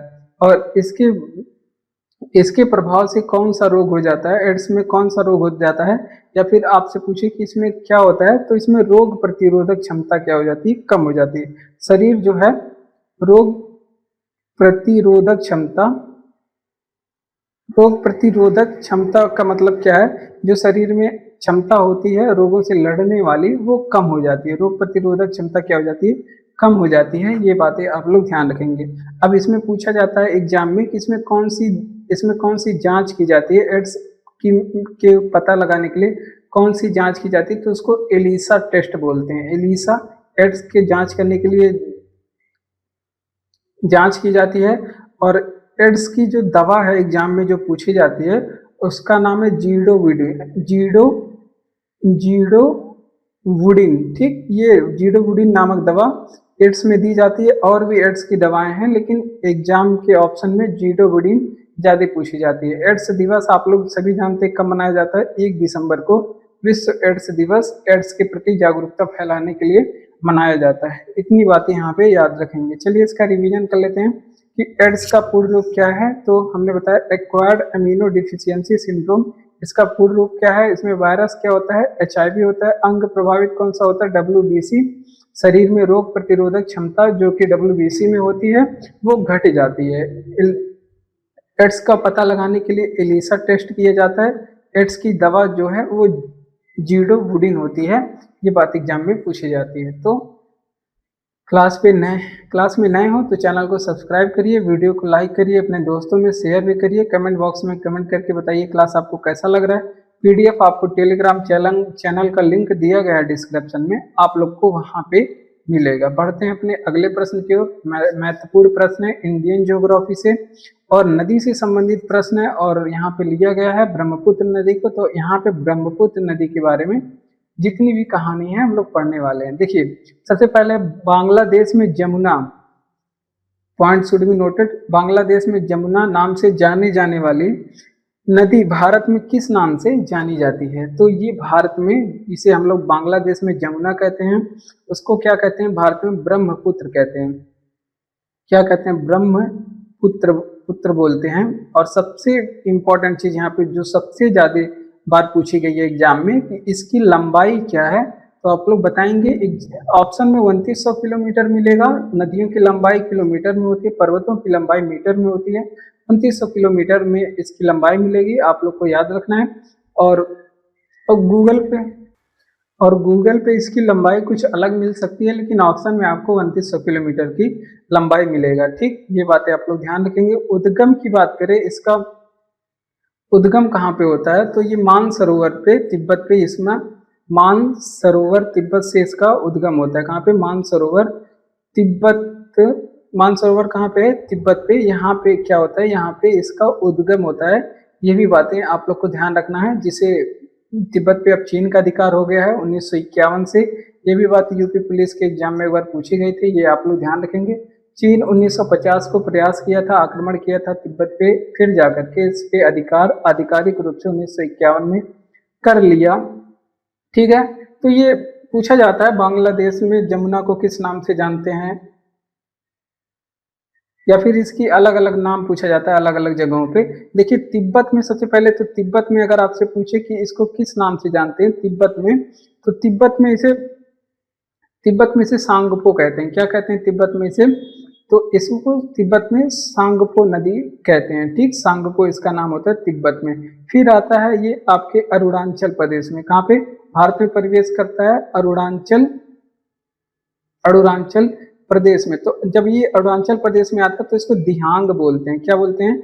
ये भी पूछा जाता है कि इसका अरुणाचल प्रदेश में क्या नाम है? दिहांग नाम है अरुणाचल प्रदेश में। ये भी बातें आप लोग ध्यान रखेंगे। फिर आगे बढ़ करके ये ब्रह्मपुत्र नदी असम में जब आता है तो असम में इसको क्या बोलते हैं? ब्रह्मपुत्र बोलते हैं। पुत्र असम में बोलते हैं। फिर आगे चल करके ये बांग्लादेश में जाता है, तो बांग्लादेश में जो कि क्वेश्चन में भी है, बांग्लादेश में इसे जमुना बोलते हैं। क्या बोलते हैं? जमुना बोलते हैं। फिर विश्व की सबसे बड़ी जो नदी द्वीप है इसी नदी पे बनी हुई है। ये भी बात एग्जाम में हजारों बार पूछा गया है। कौन सी नदी द्वीप है? तो उसका नाम है माजुली। क्या नदी द्वीप है? माजुली नाम है। ये भी बातें आप लोग को याद रखना है। चलिए इसका रिवीजन कर लेते हैं कि बांग्लादेश में जमुना के नाम से जाने जाने वाली नदी भारत में क्या? ब्रह्मपुत्रा के नाम से जानी जाती है। तिब्बत में इसे सांगपो कहते हैं। अरुणाचल प्रदेश में दिहांग कहते हैं। फिर आगे बढ़ता है, असम में इसे ब्रह्मपुत्र बोलते हैं। बांग्लादेश में जमुना बोलते हैं। जब ये गंगा से मिलती है तो इसका नाम संयुक्त रूप से मेघना हो जाता है। इसमें नदी द्वीप कौन बना है? माजुली नदी द्वीप है। ये भी बातें आप लोग ध्यान रखेंगे। लंबाई हमने बताया 2900 किलोमीटर। उद्गम मानसरोवर तिब्बत से इसका होता है 1951 में। तिब्बत पे अधिकार चीन कर लिया है। ये भी बातें आप लोग ध्यान रखेंगे। अगला प्रश्न, भारतीय सुपर कंप्यूटर के जनक कौन कहे जाते हैं? तो भारतीय सुपर कंप्यूटर के जो जनक हैं वो विजय भटकर हैं। कौन है? जिनका नाम है क्या? विजय भटकर। इन्हें भारतीय सुपर कंप्यूटर के जनक के रूप में जाना जाता है। अच्छा, सुपर कंप्यूटर की बात करें, अगर आपसे पूछे कि भारत का हमारा पहला सुपर कंप्यूटर कौन था, तो आप लोग ध्यान रखेंगे परम 8000 ये हमारा पहला सुपर कंप्यूटर था। इसे बनाया कब गया था? 1991 में इसे बनाया गया था। और इसका निर्माण जो है, इसको बनाने में नेतृत्व किसने किया था? ये अगर बात करें तो नेतृत्व करने वाले कौन है? तो इसको बनाने में नेतृत्व करने वाले विजय भटकर साहब हैं। ये भी बातें आप लोग को ध्यान रखना है। और इसको किस कंपनी ने बनाया था? इस सुपर कंप्यूटर का निर्माण किस कंपनी ने किया था? तो ये C DAC super computer company ने किया था। ये आज भी काम कर रहा है, पुणे में ये स्थित है। इसने इस इसका निर्माण करवाया था 1951 में, जो भारत का पहला सुपर कंप्यूटर था। ये भी बातें आप लोग ध्यान रखेंगे। अगर आपसे पूछे कि कंप्यूटर के जनक कौन कहे जाते हैं, कंप्यूटर कंप्यूटर के जनक कौन कहे जाते हैं, एग्जाम में ये प्रश्न बहुत बार पूछा जाता है। तो ये चार्ल्स बेबेज हैं कंप्यूटर के जनक। कौन कहे जाते हैं? चार्ल्स बेबेज, जिन्हें कंप्यूटर का जनक कहा जाता है। ये भी बातें आप लोग को ध्यान रखना है, ठीक है। आगे बढ़ते हैं। तो हमने बताया सुपर कंप्यूटर के जनक कौन है, तो ये विजय भटकर, भारतीय सुपर कंप्यूटर के जनक, सारे सुपर कंप्यूटर के नहीं, भारतीय सुपर कंप्यूटर के जनक। क्योंकि हमारा जो पहला सुपर कंप्यूटर था जिसका नाम था परम 8000, इसका निर्माण 1951 में हुआ था। और इसके निर्माण करने में नेतृत्व किसने किया था? ये विजय भटकर साहब ने इसके निर्माण करने में नेतृत्व किया था। कंपनी कौन सी थी? तो सी डैक कंपनी ने इसे बनाया था। तो ये भी बातें आप लोग को ध्यान रखना है। सुपर कंप्यूटर के जनक हमने बताया चार्ल्स बेबेज हैं सुपर कंप्यूटर के जनक। अगला प्रश्न, किस क्षेत्र के लिए मैरी क्यूरी को नोबेल मिला था? तो देखिए, मैरी क्यूरी को 2 बार नोबेल मिला था। एक बार इन्हें मिला था भौतिकी के लिए एक बार नोबेल मिला था, और दूसरी बार इनको नोबेल मिला था भौतिकी के लिए, और दूसरी बार इनको रसायन के लिए इनको नोबेल मिला। ये दोनों बातें आप लोग को याद रखना है। तो देखिए, भौतिकी के लिए नोबेल क्यों मिला, कब मिला? तो भौतिकी की बात करें तो इसके लिए इन्हें नोबेल 1903 में मिला था। देखिए, भौतिकी के लिए नोबेल क्यों दिया गया था? क्योंकि एक रेडियो एक्टिव तत्व थी, एक रेडियो सक्रियता की खोज बात करें, रेडियो, यहाँ पे पूरी बातें आप लोग लिखेंगे, रेडियो सक्रियता, इसकी खोज किसने की थी? सक्रियता, रेडियो सक्रियता की बात करें तो रेडियो सक्रियता की खोज किए थे हेनरी बेकुरल। कौन किए थे? हेनरी बेकुरल ने रेडियो सक्रियता की खोज किए थे, ठीक। और रेडियो सक्रियता पे शोध पूछे कौन किया था? रेडियो सक्रियता के शोध के लिए मैरी क्यूरी ने किया था। इस पे शोध किसने किया था? मैरी क्यूरी ने। और इनके पति देव जिनका नाम था पियरे क्यूरी, इन दोनों ने, मैरी क्यूरी और पियरे क्यूरी ने, इन दोनों ने इस पे शोध किया था। तो इसकी वजह से इन्हें 1903 में हेनरी बेकुरल, मैरी क्यूरी और पियरे क्यूरी, इन तीनों को नोबेल मिला था। ये बातें आप लोग ध्यान रखेंगे। और रसायन विज्ञान का नोबेल इन्हें 1911 में मिला। और इन्हें क्यों मिला था 1911 में रसायन का नोबेल? क्योंकि 2 रेडियो एक्टिव तत्व, जो 2 तत्व थे, इनकी खोज के लिए, कौन से तत्व थे? एक का नाम था रेडियम, एक का नाम था पोलोनियम। इन दोनों के खोज के लिए इन्हें नोबेल दिया गया था 1911 में, ठीक। ये भी बातें आप लोग ध्यान रखेंगे। ये किस चीज की खोज की थी? तो एक था रेडियम और एक था पोलोनियम, इन दोनों की खोज के लिए इन्हें नोबेल दिया गया था। तो ये पूरी बातें आप लोग को याद रखना है। मैरी क्यूरी के दामाद को भी नोबेल मिला है, मैरी क्यूरी के बेटी को भी नोबेल मिला है। इस वजह से इनकी फैमिली को नोबेल फैमिली के नाम से भी जाना जाता है, ठीक है। ये बात इंपॉर्टेंट है, आप लोग याद रखेंगे। कई बार एग्जाम में पूछा जाता है मैरी क्यूरी के बारे में कि किस क्षेत्र में नोबेल मिला, तो सबसे पहले यही पूछा जाता है, तो भौतिकी और रसायन बताएंगे। और ये पूछा जाता है भौतिकी का नोबेल कब मिला, रसायन का नोबेल कब मिला। तो भौतिकी वाला 1903 में, रसायन वाला 1911 में मिला। और क्यों मिला था आप लोग के सामने है, क्योंकि इन्होंने रेडियो सक्रियता के शोध के लिए इन्हें नोबेल मिला था। जबकि रेडियो सक्रियता की खोज के लिए नोबेल किसे मिला? हेनरी बेकुरल ने। क्योंकि रेडियो सक्रियता की खोज किसने किया था? हेनरी बेकुरल ने। दूसरी बार नोबेल इन्हें रेडियम और पोलोनियम नामक तत्वों की खोज के लिए दिया गया था। आगे बढ़ते हैं। ब्राजील में कॉफी बागानों को किस नाम से जाना जाता है? ब्राजील में महत्वपूर्ण प्रश्न है, ये चीजें आप लोग वर्ल्ड ज्योग्राफी में पढ़ेंगे। महत्वपूर्ण प्रश्न ये है क्योंकि ब्राजील में जो कॉफी के बागान है उन्हें फेजेंडा कहा जाता है। और ये एग्जाम में बहुत बार एग्जाम में पूछा गया है कि ब्राजील में कॉफी बागानों को किस नाम से जाना जाता है। तो ये कहा जाता है फेजेंडा। कॉफी की बात करें, अगर आपसे पूछे कि विश्व में सर्वाधिक कॉफी का उत्पादन कौन करता है, सर्वाधिक कॉफी का उत्पादन करने वाला कौन है, तो वो है आपके ब्राजील। ब्राजील विश्व में सर्वाधिक कॉफी का उत्पादन करता है, इसी की वजह से ब्राजील को क्या कहा जाता है, इसको कहवा पात्र भी बोला जाता है। पूछा जाएगा एग्जाम में कि कहवा पात्र किस देश को बोलते हैं, तो ब्राजील को कहवा पात्र बोलते हैं। ये भी बातें आप लोग को याद रखना है, ठीक है। अगर आपसे पूछे कि यहाँ पे इसी वजह से विश्व का कहवा बंदरगाह पूछा जाता है, विश्व का कहवा बंदरगाह किसे कहते हैं, कहवा बंदरगाह किस बंदरगाह को कहते हैं, तो ही ब्राजील में एक बंदरगाह है जिसका नाम है सेंटोस बंदरगाह, इसको कहते हैं विश्व में कहवा बंदरगाह कहते हैं। सेंटोस को क्या कहते हैं, कहवा बंदरगाह। और कॉफी के बागानों के नाम से फेजेंडा, कॉफी के बागान कौन से प्रसिद्ध हैं, वो फेजेंडा नाम से प्रसिद्ध है। और कहवा बंदरगाह कौन सा है, सेंटोस। ये दोनों बातें आप लोग को ध्यान रखना है। और यही ब्राजील में एक जगह है जिसका नाम है साओ पाओ, ठीक है। ब्राजील में एक जगह है जिसका नाम है साओ पाओ, और ये किस वजह से फेमस है, ये विश्व की जो है कहवा मंडी इसे कहा जाता है, ठीक। तो ये भी बातें आप लोग ध्यान रखेंगे, इसे विश्व की कहवा मंडी कहा जाता है, विश्व की कहवा मंडी कहा जाता है। ये भी बातें आप लोग को यहाँ पे याद रखना है। चलिए इसका रिवीजन कर लेते हैं कि ब्राजील में काफी बागानों को किस नाम से जाना जाता है, ये फेजेंडा नाम से जाना जाता है। अगला बात है सर्वाधिक कॉफी का उत्पादन ये ब्राजील में होता है, इसे कहवा पात्र कहा जाता है। विश्व का कहवा बंदरगाह किसे कहते हैं, सेंटोस को कहते हैं विश्व में कहवा बंदरगाह। ये भी बातें आप लोग को ध्यान रखना है। और साओ पाओ की बात करें, विश्व की कहवा मंडी इसे बोलते हैं। ये भी बातें आप लोग ध्यान रखेंगे, विश्व की कहवा मंडी किसे बोलते हैं, साओ पाओ को, जो कि आपके ब्राजील में स्थित है। अगला प्रश्न है कि दांडी मार्च किस दिन समाप्त हुआ, तो इस तरह के भी प्रश्न पूछे जाते हैं। तो कब समाप्त हुआ, तो आप लोग बताएंगे ये 6 अप्रैल 1930 को, 6 अप्रैल 1930 को ये समाप्त हुआ था, विश्व की कहवा मंडी जिसे वो दांडी मार्च कब समाप्त हुआ था, 6 अप्रैल 1930 में। आइए चलिए दांडी मार्च की कहानी पढ़ते हैं। देखिए ये नमक कानून तोड़ने के लिए अंग्रेजों के विरुद्ध किया गया मार्च था, इसी वजह से इसको नमक मार्च भी कभी कभी ऑप्शन में मिलता है, नमक मार्च भी बोलते हैं। और ये कब चला था, तो ये चला था आपके 12 मार्च से लेकर के 6 अप्रैल 1930, 12 मार्च 1930 से 6 अप्रैल 1930 तक चला था।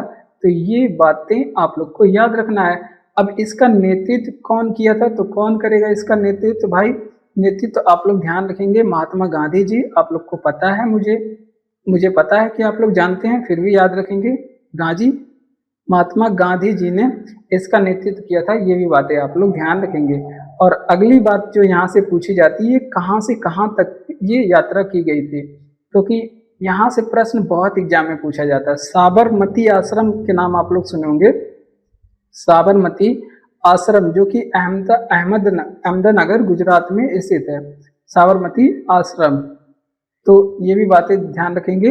और ये भी गुजरात में स्थित है, से गया था दांडी तक। और ये दांडी मार्च इस वजह से कहा जाता है क्योंकि ये दांडी तक गया था। अब ये पूछा जाता है कि दांडी गुजरात के किस जिले में स्थित है, तो ये भी बातें आप लोग ध्यान रखेंगे। ये नवसारी जिला में स्थित है, एग्जाम में ये भी पूछा जाता है दांडी किस जिले में स्थित है, नवसारी गुजरात में, नवसारी जिला गुजरात में ये स्थित है। साबरमती आश्रम से दांडी तक की यात्रा थी। अब अगली बात एग्जाम में ये पूछी जाती है कि कितने किलोमीटर की यात्रा थी, तो आप लोग बताएंगे 241, क्योंकि कभी कभी ऑप्शन में मील में देता है, ऑप्शन में मील, तो ये 241 मील। अगर आपसे पूछे किलोमीटर में तो 385 किलोमीटर आपको ऑप्शन में जो भी मिले आप लोग बताएंगे। कितने दिन की यात्रा थी, तो 24 दिन इसमें लगा था पूरे, मतलब साबरमती आश्रम से दांडी तक जाने में 24 दिन का समय लगा था। ये भी बात एग्जाम में पूछी जाती है। अगली बात ये पूछी जाती है इसमें कितने अनुयायी थे, टोटल 79 लोग थे गांधी जी समेत। तो ये भी बातें, फॉलोवर, अनुयायी मतलब फॉलोवर, तो ये थे आपके 79 लोग। तो इतनी चीजें दांडी मार्च से पूछी जाती है। मॉडर्न हिस्ट्री का मुझे लगता है बहुत ही फेमस क्वेश्चन है, यहाँ से बार बार एग्जाम में प्रश्न पूछे जाते हैं। तो चलिए इसका रिवीजन कर लेते हैं। दांडी मार्च किस दिन समाप्त हुआ था, तो हमने बताया 6 अप्रैल 1930। अलग अलग तरह का प्रश्न पूछा जाता है, कब शुरू हुआ था, कब समाप्त हुआ था, कब से कब तक चला था, किसने नेतृत्व किया था, कहाँ से कहाँ तक था, और दांडी कहाँ पे है, साबरमती आश्रम कहाँ पे, किस जिले में है, दुनिया भर का प्रश्न, कितने मील गया था, कितने किलोमीटर था, कितने दिन लगा था, कितने अनुयायी थे, इस तरह का अलग अलग तरह का प्रश्न पूछा जाता है। आपके स्क्रीन पे सारे प्रश्न हैं, आप लोग उसे याद रखेंगे जरूर जरूर जरूर। ठीक है, जैसे शादी के कार्ड पे लिखा रहता है मेरे बुआ की शादी में जलूल जलूल आना, इसी तरह से इसे जलूल जलूल याद रखना। ठीक है, क्योंकि आपके एग्जाम के लिए इम्पोर्टेंट है। एन ऐन अकबरी किसने लिखी थी? तो ये अबुल फजल की रचना है, लेकिन इसके पीछे भी एक लोचा है। आइए बताते हैं कौन सा लोचा है। इसको लिखे थे अबुल फजल ने, अबुल फजल। लेकिन और एक चीज और आप लोग को मिला होगा जिसका नाम है अकबरनामा। अकबर एन अकबरी, आइए यहाँ पे लिखते हैं। अगर आपसे पूछे एन अकबरी, एक ग्रंथ था जिसे अबुल फजल ने ही लिखा है, जिसका नाम था अकबरनामा। अकबरनामा, अब इसमें कनेक्शन क्या है ये देखिए। अकबरनामा का जो थर्ड पार्ट है, थर्ड पार्ट यानी कि सीजन 3, इसका क्या नाम है? इसका नाम है ऐन अकबरी। तो अकबरनामा के लेखक कौन है? अकबरनामा के लेखक आपके अबुल फजल हैं, अबुल फजल। तो अकबरनामा का जो तीसरा पार्ट है ना, उसको बोलते हैं ऐन ए अकबरी। तो जब अकबरनामा यानी कि पूरा जब किताब ही यही लिख रहे हैं अबुल फजल, तो उसका चैप्टर भी अबुल फजल ही लिखेंगे, जाहिर सी बात है। तो ये बातें आप लोग ध्यान रखेंगे। वैसे अकबरनामा का जो तीसरा पार्ट है उसे क्या बोलते हैं? ऐन आइन अकबरी बोलते हैं, या फिर ऐन अकबरी, जो भी लिख दे आप लोग ध्यान रखेंगे। ठीक है, और अकबरनामा में किस चीज का वर्णन मिलता है, एग्जाम में ये भी बातें पूछी गई है। तो वर्णन इसमें अकबर के प्रशासन का, अकबर के प्रशासन, भाई राजा आदमी है तो राजा के प्रशासन वगैरह ही ज्यादा राजा के जीवन में महत्वपूर्ण होती हैं। तो राजा के, अकबर के प्रशासन के बारे में इसमें जो है जानकारी मिलती है। ये बातें आप लोग ध्यान रखेंगे। इसी तरह से अकबरनामा की जैसे एक पुस्तक है जिसे नाम है बाबरनामा। बाबरनामा जो कि बाबर की आत्मकथा है। तो बाबर की आत्मकथा कौन लिखेगा?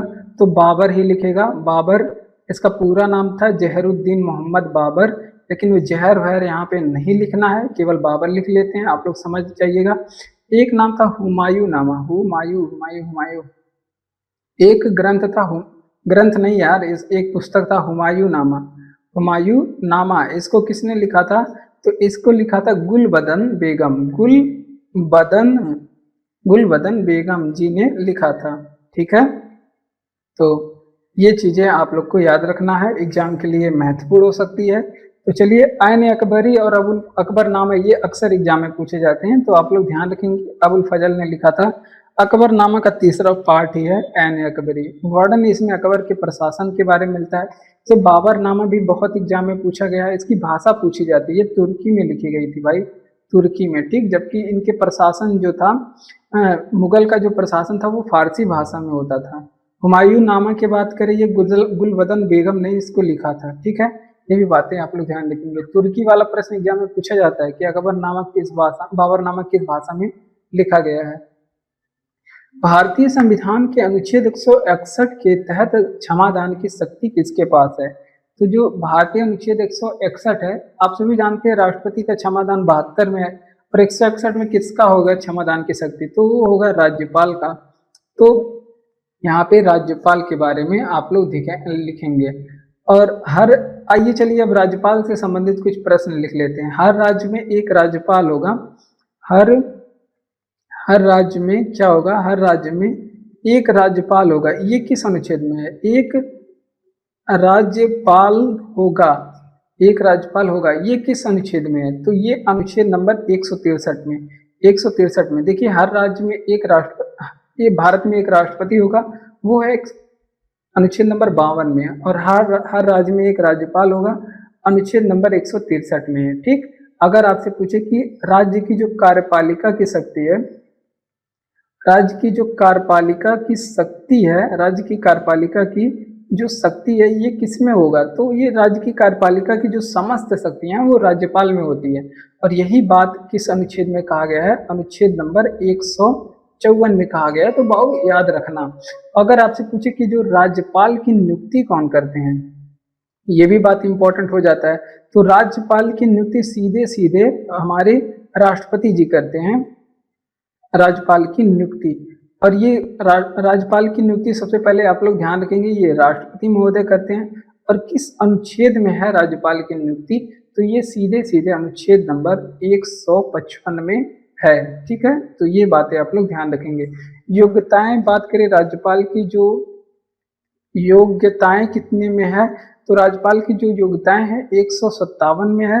आप बात करें राज्यपाल बनने के लिए शर्तें किस में है, तो ये 158 में है। राज्यपाल का शपथ कितने में है, तो ये 162 में है। तो ये सारी चीजें आप लोग राज्यपाल से संबंधित कुछ महत्वपूर्ण अनुच्छेद आप लोग याद रखेंगे, क्योंकि एग्जाम के लिए महत्वपूर्ण हो सकती है। यहाँ से प्रश्न पूछे जाते हैं राज्य के बारे में। तो ये पॉलिटी का महत्वपूर्ण प्रश्न था। तो देखिए, भारतीय संविधान के अनुच्छेद 161 के तहत क्षमादान की शक्ति किसके पास में है, हमने बताया राज्यपाल के पास में है। हर राज्य में एक राज्यपाल होगा, अनुच्छेद 163 में कहा गया। कार्यपालिका की शक्ति राज्यपाल में होगी। कार्यपालिका की शक्ति किसमें होगी, राज्यपाल में होगी, ये 154 में कहा गया है। राज्यपाल की नियुक्ति राष्ट्रपति जी करते हैं अनुच्छेद 155 के तहत। और राज्यपाल बनने के लिए योग्यताएं 157 में है। राज्यपाल बनने के लिए शर्तें 158 में है। राज्यपाल की शपथ 159 में है, जबकि राष्ट्रपति का शपथ जो है 60 में है। ठीक है, 61 में राष्ट्रपति पे महाभियोग है। ठीक, इतनी बातें आप लोग ध्यान रखेंगे। एशिया का पहला सुपर यार, अभी तो मैंने बताया कि एशिया का जो सुपर कंप्यूटर था वो परम 8000 था। और बात करते हैं कि ये कहाँ पे स्थित है, इसको बनाया था सी डैक कंपनी ने। सी डैक नामक एक कंप्यूटर सुपर कंप्यूटर निर्माण करने वाली कंपनी है, जिसका मुख्यालय है पुणे में। इसने इसे बनाया था। अब कब बनाया था परम 8000 को, हमने बताया कि 1991 में बनाया था। ठीक है, तो 1991 में इसे बनाया गया था। और ये जब बन रहा था तो इस जो परियोजना था इसका नेतृत्व या फिर इसको बनने में मदद कौन किया था, वो विजय भटकर ने किया था। किसने किया था, विजय भटकर ने किया था। इसी वजह से इन्हें भारतीय सुपर कंप्यूटर के कौन कहे जाते हैं, जनक कहे जाते हैं। ये भी बातें आप लोग ध्यान रखेंगे। इसी तरह से भारत में और भी सुपर कंप्यूटर हैं। अगर आपसे पूछे कि परम ईशान सुपर कंप्यूटर कहाँ पे स्थित है, परम ईशान सुपर कंप्यूटर, तो परम ईशान जो सुपर कंप्यूटर है इसे आईआईटी गुवाहाटी ने बनाया था। किसने बनाया था, आईआईटी गुवाहाटी ने बनाया था। इस तरह के प्रश्न पूछे जाते हैं कि कौन से सुपर कंप्यूटर किसने बनाया। परम गंगा सुपर कंप्यूटर, तो गंगा माता कहाँ से निकलती हैं, गंगा सुपर कंप्यूटर, तो आईआईटी रुड़की ने बनाया था। आईआईटी रुड़की कहाँ पे स्थित है, तो उत्तराखंड में स्थित है। आईआईटी गुवाहाटी असम में स्थित है। आईआईटी रुड़की जो है ये उत्तराखंड में स्थित है। ये भी बातें आप लोग ध्यान रखेंगे। चलिए रिवीजन करते हैं कि एशिया का पहला सुपर कंप्यूटर क्या था, परम 8000 था। सी डैक कंपनी पुणे ने इसका निर्माण किया था। और इसके निर्माण करने के लिए नेतृत्व किसने किया था, विजय भटकर ने। इसी वजह से इन्हें भारतीय सुपर कंप्यूटर के जनक कहा जाता है। Param Ishan super computer IIT Guwahati में, Param Ganga super computer IIT Roorkee में स्थित है। अगला प्रश्न है कि कौन पहाड़ी पश्चिमी घाट से संबंधित नहीं है। तो हम लोग पढ़ेंगे कि कौन सी पहाड़ी पश्चिमी घाट से संबंधित है, तभी इस प्रश्न का आप लोग जवाब दे पाएंगे। नहीं वाले प्रश्न के लिए आप लोग को इसके बारे में पूरी जानकारी होनी चाहिए, तभी आप लोग नहीं वाले प्रश्न कर पाएंगे। तो इसके लिए नीलगिरी की जो पहाड़ी है, नीलगिरी की पहाड़ी ये इससे संबंधित है पश्चिमी घाट से। अभी बताते हैं कैसे। दूसरे नंबर पे आप लोग को याद रखना, पहले नंबर पे नीलगिरी पहाड़ी, दूसरे नंबर पे आपको याद रखना है अन्नामलाई की पहाड़ी। अन्नामलाई की पहाड़ी भारत के दक्षिण में पूरे पहाड़ियों का घाट है। तो ये सभी पहाड़ी मिल करके तीसरे नंबर पे आप लोग ध्यान रखेंगे, जिसे पालनी की पहाड़ी कहते हैं। पालनी की पहाड़ी ये सभी जो है पश्चिमी घाट से संबंधित है। चौथे नंबर पे आप लोग याद रखेंगे बाबा बूदन की पहाड़ी। बाबा बूदन की पहाड़ी एग्जाम में पूछा जाता है किसके लिए प्रसिद्ध है, तो एक तो ये कॉफी के लिए प्रसिद्ध है, एक तो लौह अयस्क के लिए प्रसिद्ध है। आप लोग जो भी बाबा बूदन की पहाड़ी जो भी ऑप्शन में मिले वो आप लोग लगाएंगे। नीलगिरी की पहाड़ी जो है ये पूर्वी घाट जो है आपका, और पश्चिमी घाट, पूर्वी घाट और पश्चिमी घाट को ये मिलाने का, पूर्वी घाट और पश्चिमी घाट को ये मिलाने का काम करता है। तो इसके वजह से ये एग्जाम में भी पूछा जाता है। कि पूर्वी घाट और पश्चिमी घाट को मिलाने का काम कौन करता है? नीलगिरी पहाड़ी करती है। ये भी बातें आप लोग ध्यान रखेंगे। इंडियन ज्योग्राफी से महत्वपूर्ण प्रश्न है कि कौन पहाड़ी पश्चिमी घाट से संबंधित है? हमने बताया नीलगिरी पहाड़ी पश्चिमी घाट से संबंधित है। अन्नामलाई की पहाड़ी और पालनी की पहाड़ी और बाबा बुदन की पहाड़ी, ये सभी पश्चिमी घाट के ही पार्ट हैं। और पूर्वी घाट और पश्चिमी घाट का मिलन बिंदु कौन है? वो है नीलगिरी की पहाड़ी। अगला प्रश्न है कि 1944 में ब्रेटन वुड्स सम्मेलन में बनाए गए किन दो बहुपक्षीय संगठनों को ब्रेटन वुड्स ट्विंस कहा जाता है? तो ब्रेटन वुड्स ट्विंस 1944 में ब्रेटन वुड्स सम्मेलन हुआ था। इसके तहत विश्व में दो संगठन की स्थापना की गई, जिसका नाम है IMF इंटरनेशनल मॉनेटरी फंड और दूसरा है आपका विश्व बैंक। इन दोनों का निर्माण किया गया। IMF की इन दोनों का जबकि हेडक्वार्टर पूछे कहाँ पे है, तो वो वाशिंगटन DC, अमेरिका के वाशिंगटन DC में स्थित है। ये बातें आप लोग ध्यान रखेंगे। अब विश्व बैंक के हेड के बारे में बताइए कौन है और IMF के हेड के बारे में कौन है? तो विश्व बैंक के जो हेड हैं उनका नाम है अजय बंगा। क्या नाम है विश्व बैंक के हेड के? अजय बंगा। और IMF की जो हेड है उनका नाम है क्रिस्टालिना जार्जीवा। ठीक है, तो इतनी बातें यहाँ से याद रखेंगे। चलिए इसका रिवीजन कर लेते हैं कि 1944 में ब्रेटन वुड्स सम्मेलन में बनाए गए किन दो बहुपक्षीय संगठनों को ब्रेटन वुड्स ट्विंस कहा जाता है? ये IMF को और विश्व बैंक को कहा जाता है। इनका दोनों का मुख्यालय वाशिंगटन DC में और दोनों का जो स्थापना है 1944 में ब्रेटन वुड्स सम्मेलन के बाद में हुआ था। विश्व बैंक की बात करें अजय बंगा, IMF की हेड कौन है? Kristalina Georgieva. इन दोनों बातों को आप लोग ध्यान रखेंगे। अगला प्रश्न है कि हरिप्रसाद चौरसिया किससे जुड़े हुए हैं? तो हमारे एग्जाम में कुछ वाद्य यंत्र और उनके वादक के बारे में एग्जाम में पूछा जाता है। तो इसी तरह से हरिप्रसाद चौरसिया बांसुरी से जुड़े हुए हैं। किससे? बांसुरी से जुड़े हुए हैं हरिप्रसाद चौरसिया। बांसुरी से एक और कलाकार जुड़े हुए हैं जिनका नाम है पन्नालाल घोष। पन्नालाल घोष, ये भी किससे जुड़े हुए हैं? बांसुरी से जुड़े हुए हैं। ये बातें आप लोग ध्यान रखेंगे। आइए चलिए कुछ महत्वपूर्ण प्रश्न का रिवीजन कर लेते हैं जो ज्यादा एग्जाम में पूछा जाता है वाद्य और वाद्य यंत्रों से। अगर आपसे पूछे कि बिस्मिल्लाह खां किससे संबंधित है? बिस्मिल्लाह खां किससे संबंधित है? तो बिस्मिल्लाह जो खान है ये शहनाई से संबंधित है। किससे संबंधित है? शहनाई से संबंधित है। अमजद अली अगर आपसे पूछे किससे संबंधित है?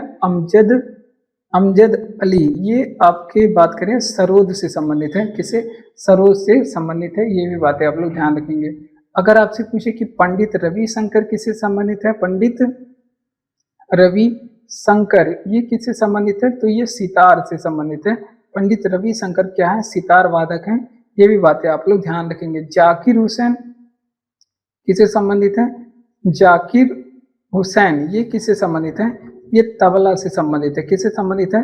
तबला से संबंधित है जाकिर हुसैन। एक और आप लोग ध्यान रखेंगे, इतना याद रखिए यार, कितना याद रखेंगे। तो चलिए इसका रिवीजन कर लेते हैं। हरिप्रसाद चौरसिया किससे जुड़े हुए हैं? तो बांसुरी से जुड़े हुए हैं। पन्नालाल घोष ये भी बांसुरी से जुड़े हुए हैं। बिस्मिल्लाह खां शहनाई से। अमजद अली सरोद से जुड़े हुए। पंडित रविशंकर ये सितार से जुड़े हुए। जाकिर हुसैन ये तबला से जुड़े हुए हैं। ये भी बातें आप लोग ध्यान रखेंगे। ग्रेट विक्टोरियन रेगिस्तान कहाँ पे स्थित है? तो देखिए वर्ल्ड जियोग्राफी का ये महत्वपूर्ण प्रश्न है। ग्रेट विक्टोरिया रेगिस्तान कहाँ पे स्थित है? तो ये स्थित है ऑस्ट्रेलिया में। ग्रेट विक्टोरिया रेगिस्तान ऑस्ट्रेलिया में स्थित है। तो ये ऑस्ट्रेलिया का सबसे बड़ा रेगिस्तान है। ऑस्ट्रेलिया का सबसे बड़ा रेगिस्तान है। लेकिन इसके अलावा भी ऑस्ट्रेलिया में बहुत से रेगिस्तान स्थित हैं, कुछ छोटे बड़े, जिनके बारे में एग्जाम में पूछा जाता है। कुछ छोटे और इम्पोर्टेंट, अगर आपसे पूछे कि सिम्पसन मरुस्थल कहाँ पे स्थित है? ऑस्ट्रेलिया में। या फिर अगर आपसे पूछे कि गिब्सन मरुस्थल कहाँ पे स्थित है? गिब्सन, तो भी ऑस्ट्रेलिया में। अगर आपसे पूछे कि सैंडी मरुस्थल कहाँ पे स्थित है? सैंडी मरुस्थल, ये सभी जो है ऑस्ट्रेलिया में स्थित है। सैंडी मरुस्थल ये सभी कहाँ पे स्थित है? ऑस्ट्रेलिया में स्थित है। ये भी बातें आप लोग ध्यान रखेंगे। आइए चलिए विश्व के कुछ मरुस्थल के बारे में देख लेते हैं। अगर आपसे पूछे कि सहारा मरुस्थल कहाँ पे स्थित है, सहारा मरुस्थल कहाँ पे स्थित है, तो ये उत्तरी अफ्रीका में या फिर अफ्रीका महाद्वीप आप लोग याद रख सकते हैं, या फिर अफ्रीका के उत्तरी साइड में स्थित है। ये भी बातें ऐसे याद रखेंगे। पेटागोनिया का मरुस्थल महत्वपूर्ण है। पेटागोनिया दक्षिण अफ्रीका में स्थित है। पेटागोनिया का मरुस्थल, लेकिन आप लोग पूरी बातें आप लोग ध्यान रखेंगे, अर्जेंटीना और चिली में स्थित है। अर्जेंटीना और चिली देश में स्थित है। चिली किसके लिए प्रसिद्ध है, ये भी बातें आप लोग बता सकते हैं। अगर आपसे पूछे कि आटाकामा मरुस्थल कहाँ पे स्थित है, आटाकामा मरुस्थल कहाँ पे स्थित है, तो ये स्थित है चिली और पेरू की सीमा पे, चिली एंड पेरू की सीमा पे स्थित है। तो इतनी बातें आप लोग इससे याद रखेंगे, मरुस्थल से संबंधित प्रश्न, ठीक है। ग्रेट विक्टोरिया रेगिस्तान कहाँ पे स्थित है, ऑस्ट्रेलिया में। सिम्पसन, गिब्सन और सैंडी मरुस्थल, ये सभी मरुस्थल भी ऑस्ट्रेलिया में ही स्थित हैं। आइए चलिए और ये हम लोग कुछ विश्व के मरुस्थल के बारे में देख लेते हैं। जैसे सहारा मरुस्थल उत्तरी अफ्रीका में स्थित है। हमने बताया पेटागोनिया मरुस्थल अर्जेंटीना और चिली में स्थित है, और आटाकामा मरुस्थल ये चिली और पेरू की सीमा पे स्थित है, ठीक है। इसे आप लोग ध्यान रखेंगे। अगला प्रश्न है कि क्रियाशील जोड़ों में दो हड्डियों के बीच पाया जाने वाला स्नेहक द्रव क्या कहलाता है, तो देखिए ये भी महत्वपूर्ण है।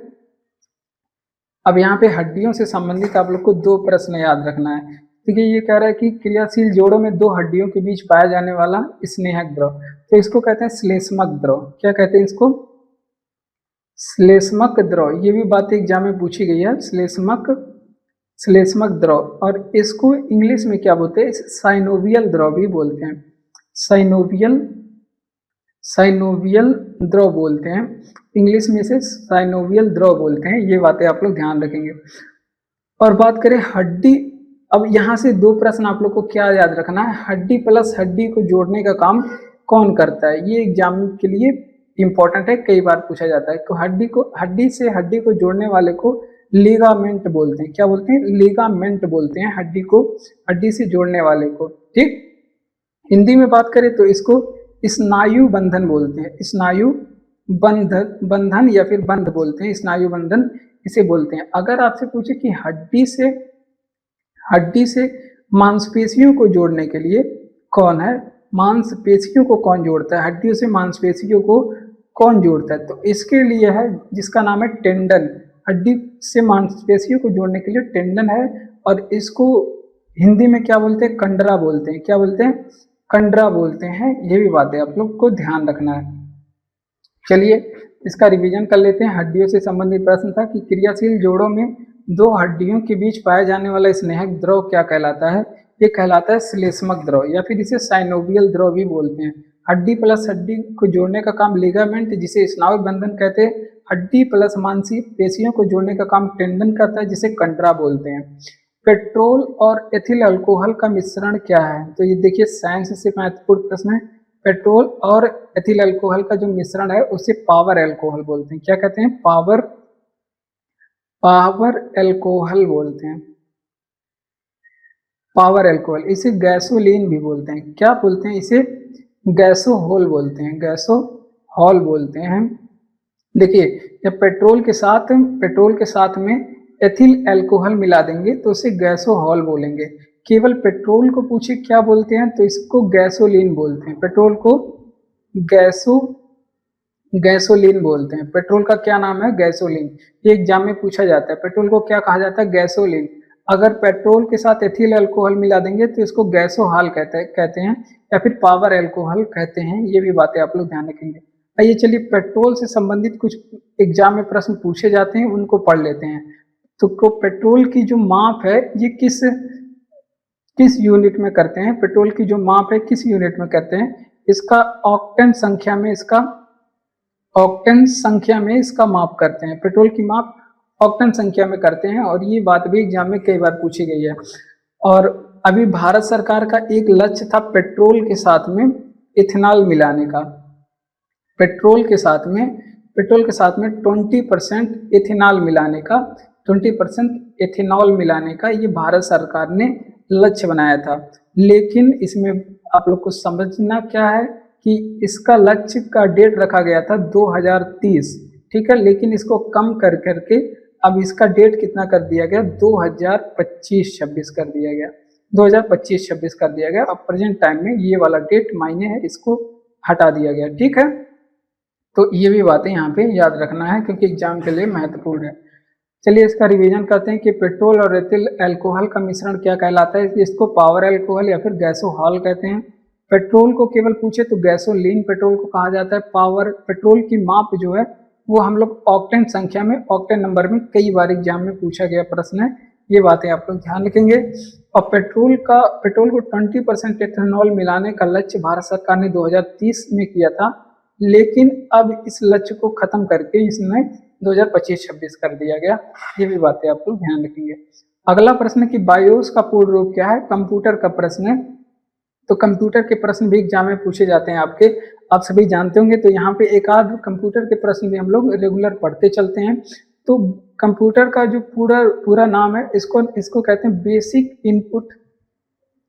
इसका जो बायोस का पूरा नाम है बेसिक इनपुट आउटपुट सिस्टम बोलते हैं। बेसिक इनपुट आउट, इसी तरह से आप लोग को स्लैश लगा के मिलेगा, basic input output, basic input output system बोलते हैं, ठीक है। ये बातें आप लोग ध्यान रखेंगे। आइए चलिए प्रश्न आया है तो दो चार चीजें और पूछ लेते हैं एग्जाम के लिए जो इम्पोर्टेंट है। यूएसबी के बारे में आप लोग सुने होंगे, यूएसबी इसका लगातार यूज भी करते हैं। इसका फुल फॉर्म होता है यूनिवर्सल सीरियल बस। क्या होता है, यूनिवर्सल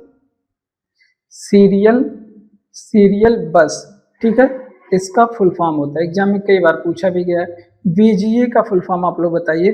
तो इसका फुल फॉर्म होता है, एग्जाम में ये भी पूछा गया वीजीए के बारे में। तो इसको कहते हैं वीडियोग्राफिक एरे, ठीक है। तो इसके वजह से आप लोग इसे याद रखेंगे। वीडियो गलत लिखा है, आई नो, इसे आप लोग करेक्शन कर लीजिएगा। वीडियोग्राफिक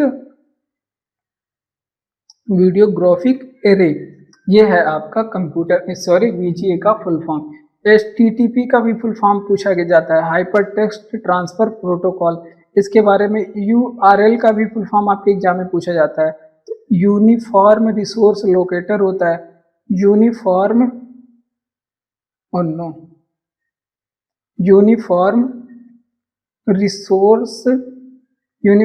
रिसोर्स लोकेटर इसका फुल फॉर्म होता है, ठीक है। ये बातें आप लोग ध्यान रखेंगे। एचटीटीपी का लिखेंगे हाइपर, इसका होता है हाइपर टेक्स्ट ट्रांसफर प्रोटोकॉल इसका फुल फॉर्म होता है। तो इतनी चीजें आप लोग को यहाँ से याद रखना है। चलिए इसका रिवीजन करेंगे। बायोस का पूर्ण रूप हमने बताया basic input output system. USB का पूर्ण रूप हमने बताया यूनिवर्सल सीरियल बस। वीजीए का फुल फॉर्म बताया वीडियोग्राफिक एरे, ठीक है। एचटीटीपी का क्या होता है, हाइपर टेक्स्ट ट्रांसफर प्रोटोकॉल। और यूआरएल का यूनिफॉर्म रिसोर्स लोकेटर। आगे तो जय हिंद। बस आज के क्लास में इतना ही। अगर आपको क्लास अच्छा लग रहा हो तो लाइक करेंगे, चैनल को सब्सक्राइब करके अपने दोस्तों में भी क्लास को शेयर करेंगे। जय हिंद जय भारत। आप लोग को पढ़ना है और इसका पीडीएफ आपको टेलीग्राम पे दिया गया है, वहाँ पे आपको पीडीएफ भी पढ़ना है। तो मिलते हैं अगले क्लास में।